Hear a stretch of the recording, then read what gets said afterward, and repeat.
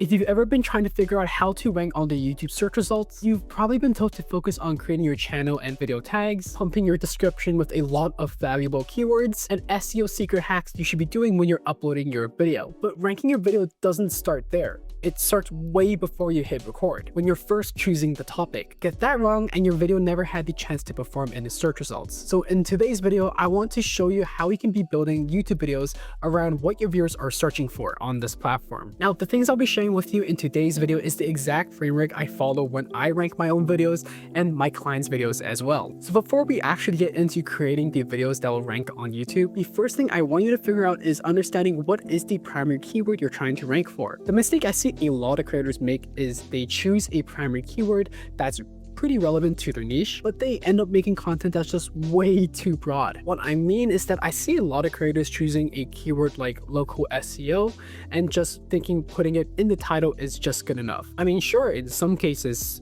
it would work, maybe like 10 years ago, but YouTube is a much more refined search engine nowadays. YouTube exactly knows what they're typing before it, what are they typing after that keyword, and what specific problems are attached to that specific keyword. There are a lot of specific things you need to research about that primary keyword before you actually start using it. For example, let's say that you are creating a video about local SEO. I know I'm going to be using this keyword quite a lot in this video, and you title a video like how to start doing local SEO. That video is just way too broad and just way too boring because that video doesn't really explain or target a core problem that your niche is actually searching for using that keyword. But instead, what your niche might be searching about or researching on YouTube could be topics like how to create location pages that can rank, how to create a Google business profile as a beginner, how to rank in multiple locations on Google Maps. Those examples that I just gave are more hyper-specific versions of the same primary keyword of local SEO. And honestly, when it comes to creating searchable content, there's no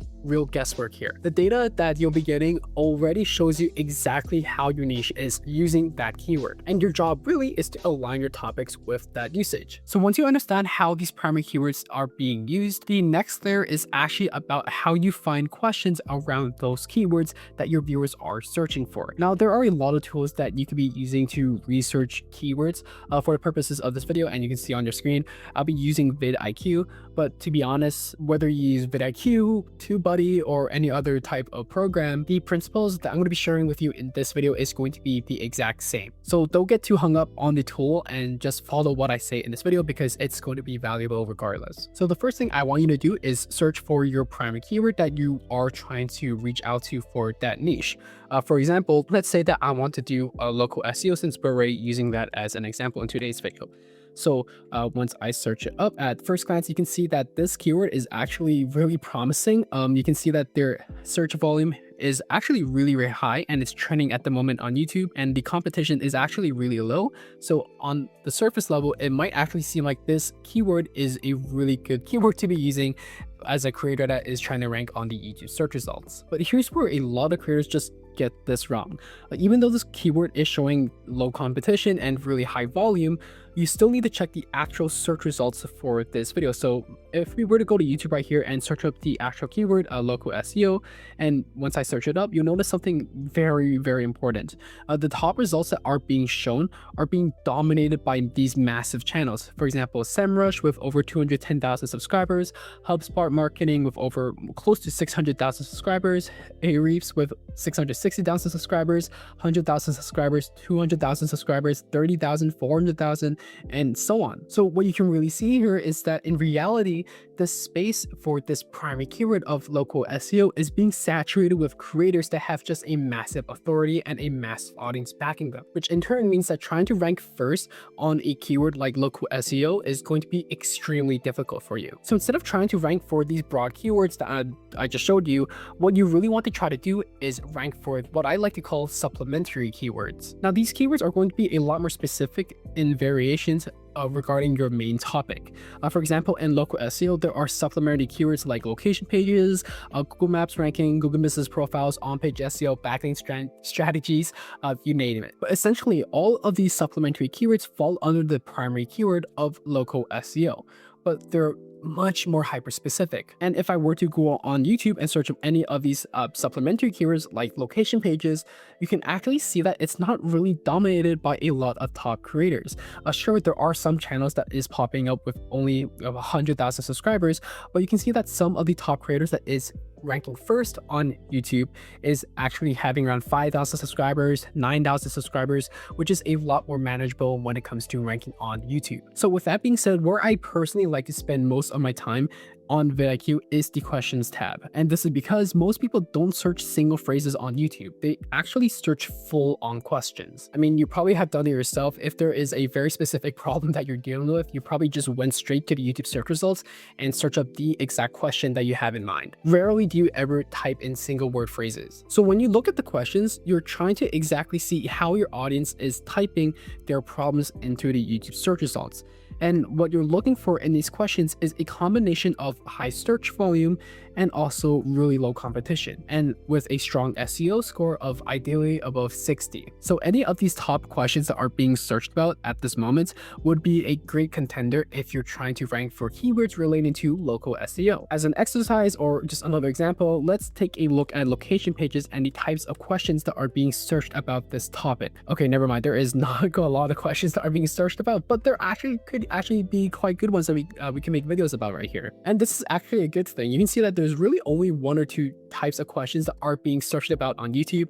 So this is going to make my ranking a lot more easier. And on top of that, a lot of the questions that are being searched up has really strong search volume. As you can see, it's close to almost around 60,000 searches, but the competition is extremely low. So this is a very good contender on creating videos for. And when we check these questions in the YouTube search results, you'll see that the results are not really dominated by massive channels. And this is what makes it a viable search query you can make a video about. In fact, this is exactly what we did with my client Sam's video right here that is ranking first on the YouTube search results. Instead of targeting a really broad keyword, maybe like location pages or even the word local SEO, we targeted this specific search query, and that's how we were able to rank his video about how to create location pages that rank you first on Google. And as you can see, even Sam is outranking a lot of bigger creators with over close to 40,000 subscribers. And even the social guide right here who has over 124,000 subscribers.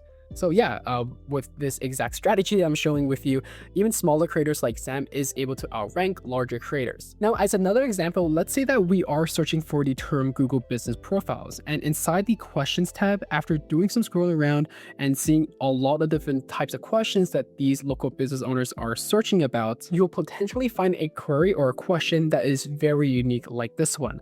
How to optimize my Google Business Profile for general contractors. And here's what makes this question really powerful. You can actually see that these are real contractors, in fact thousands of them, 4,000 of them, that are searching this exact phrasing out there on the YouTube search results. So this would be an amazing question to base your video off of, because instead of just using a general keyword like local SEO, we can make this video a lot more hyper specific for these general contractors. And we exactly know that these general contractors are exactly or pretty much dealing with the problem of not getting their business ranked on Google. So yeah, I would say that this, for anyone that is a local SEO specialist that is watching this video, this is an amazing video to create about. So now that you figured out exactly what your audience is searching for, the next step is just as important, because you need to design the videos around that search intent. And this is where, yet again, I see a lot of creators mess up. When they make videos for the search results, they package them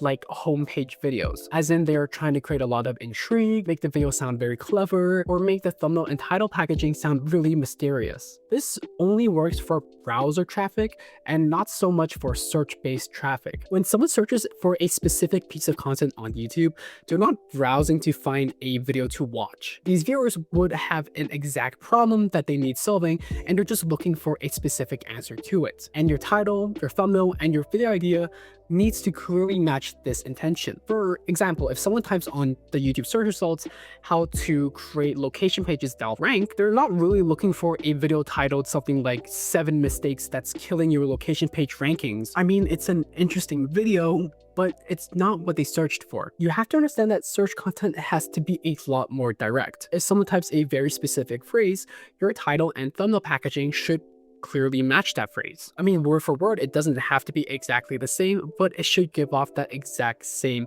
vibe or that exact same issue that your niche or viewers are trying to resolve. What you have to remember is that YouTube is a search engine down to its core. In fact, it's the world's second largest search engine behind their parent company, Google. So if someone types a very hyper-specific phrase on the YouTube search results, your video has to clearly reflect exactly what that phrase is trying to search about. So if the query that is being searched is how to optimize Google Business Profiles for general contractors, you don't want the title of your video to be, "This is why contractors' Google Business Profiles aren't ranking." It's not a really good video, even though it's pretty interesting. You have to make it a lot more obvious to those contractors that are searching about the content. So you can make a video something like, "How to optimize your Google Business Profile as a contractor, a 2026 guide." So when it comes to ranking on the YouTube search results, clarity always beats creativity. You don't need to be insanely clickbaity. You don't need storytelling elements or to make the video feel mysterious. You just need perfect alignment with the viewer's search intentions. Before I end this video off, I do want to leave you with one final point about search traffic. As I mentioned before, when someone searches on YouTube, they're not really browsing to find a perfect video to watch. They're trying to solve a problem. These viewers really don't care about your story, they don't really care about your journey,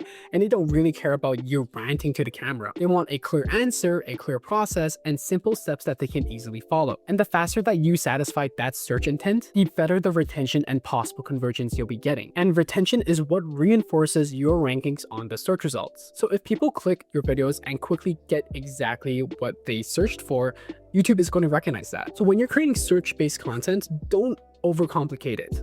It's not that difficult. You don't need to turn it into a cinematic story. You just need a strong hook that confirms the problem you're trying to solve, clear steps your viewers can follow to the end of the video, and a clean call to action at the end of it. And once you solve their problems, that's when you can guide them deeper into your channel. For example, you can tell them to watch another set of your videos that'll help build their current understanding even further. And I want you to remember that search content isn't really about being clever.